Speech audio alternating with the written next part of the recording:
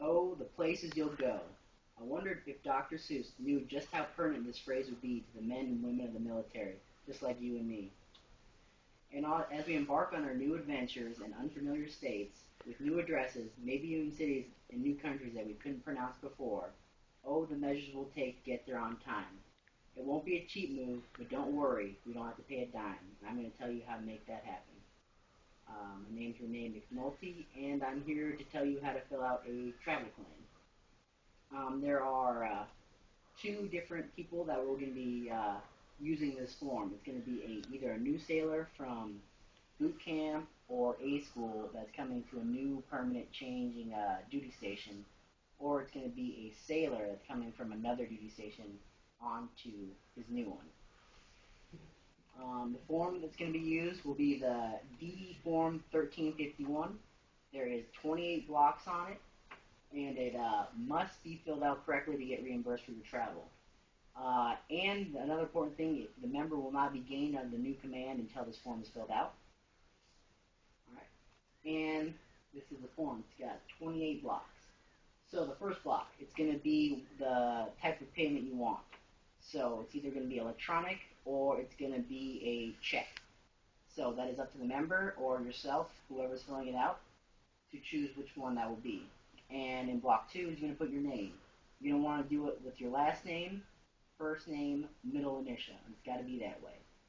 And for grade, you're going to need to put their rank and their job they hold. So for me, for instance, I've been YN, and I'm a 3rd class, so I put YN3. Block 4 is going to be their full social security number. It can't be just the last 4, it's got to be the whole entire thing in order for them to get reimbursed. And 5, this is going to be the type of travel that's happening, and it's going to be blocked off with the PCS, and that's Permanent Change of Station. Block 6, you're going to put the member's address, and you're going to put the command. It's not going to be where he's living. You're going to put the command's address that he's coming on to. So for us, we put Naval Weapons Station, Earl, Colts Neck, New Jersey, and it can't be any prior address. It's got to be the command's. And let's see here, block 7's got to be a form of contact as a phone number. It could be a cell phone, home phone, just a way to get a hold of the member if there's any problems with the travel claim. Block 8 is not filled out. That's going to be done by PSD. And the same as block 9 and block 10. Block 11 will be Naval Weapons Station Earl as well, the part of the command that he's coming to. And block 12 is going to be where you list all the dependents that you travel with. So if you travel with your wife and, say, your son, you would list both of them there for you to get reimbursed for their travel as well. And if you took no one, you'd leave it blank. See, block 13, where if you did have dependents travel with you, you put where they previously lived. So that would be where they lived when you got the orders. So if you're new to the Navy, it'd be where they lived, to you prior being in the Navy. But if it was from a prior duty station moved to another one, you put that old address. So it's when you got the orders, you put that address of your dependents. Block 14, let's see here, you would ask if it applies to the member at all. And see, actually that wouldn't, because that's going to be for officers, so that wouldn't apply to any of us. Block 15, this is where you put when you traveled, how you traveled, why you traveled, if you stopped. So, departure, you put the day you departed. So if you left, say, A school, put the date you left, put the A school's address.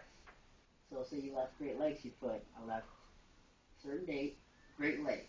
And then it's going to say means of travel. So on the back of this, there is another thing which shows you the code that you need to put. So, modes of travel. All different types of things. Bus, plane, rail, vessel. And if it's commercial or privately owned. So you need to add together. So say you took a plane, and it wasn't a MAX flight or a government type of flight, you put commercial plane, so you put CP. But say you drove yourself, and an automobile would be privately owned, So it would be like PA. So if you go back to that other one, yeah, that last one, you put day you left, where you left from, the modes of travel, and then if you go back to the other one that you just had up, it says if you stop, why. So, authorized delay, if you took leave, or say you finally got to your main duty station, it'd be mission complete. So all these codes will help you fill out block 15, and once again, they have to be filled out right in order for you to get reimbursed. Go back to that one. And block 16. So whatever modes of travel you this block to say if you owned it or you were a passenger. So if you took a commercial plane, obviously, you didn't own it, you were a passenger, but if you drove your car and you owned it, you hit the owner. Block 17 would be the duration of your travel. It would be 12 hours or more, 12 hours or less, more than 24 hours. Hit whatever one applies to you. Let's see here. Block 18 would be reimbursable expenses, such as a taxi, a bus. You know, a taxi can be $75 max with no receipt, but lodging and everything else needs a receipt in order to get reimbursed. Block 19, it's meals. We don't get reimbursed for that, so you don't have to worry about that. And then block 20 is where the member would sign, and you'd have them look over everything, make sure that everything's all right. If you're filling it out, you'd make sure everything's all right, and then you'd sign and date. Block 21 would be the authorizing signature, so if you were helping someone out, you print their name, sign it, and date it. If you did it all by yourself, then you do the same thing as in the previous block, put your name printed, and then sign it and date it.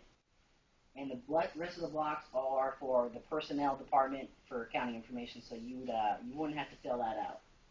So you can see that this form is important for you to get paid, or get your person you're helping paid back from their expenses they had on travel. And it's also important because the member will not be gained onto the command unless this is filled out. So two huge reasons to get it done right. So thank you all for coming, and hope you've learned something.